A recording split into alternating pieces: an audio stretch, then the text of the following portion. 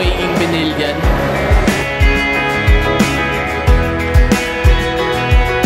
I always believe that it's more than words. So, words cannot express how a person can embody it. It must be seen in a person's lifestyle.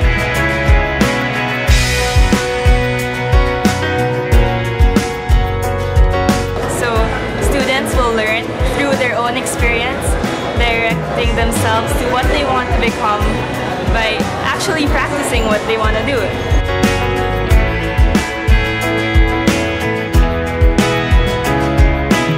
As a Benillian, we have like one motto, I think. It is doing ordinary things extraordinarily well.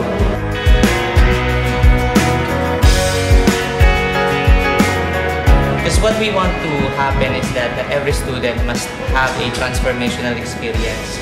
It means that they are able to learn things that go beyond the academic aspect.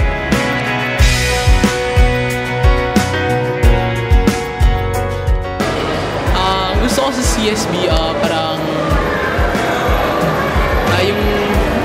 yung parang hinahayaan niya maging ikaw kung ano yung gusto mo. What's important is there something in you that has changed?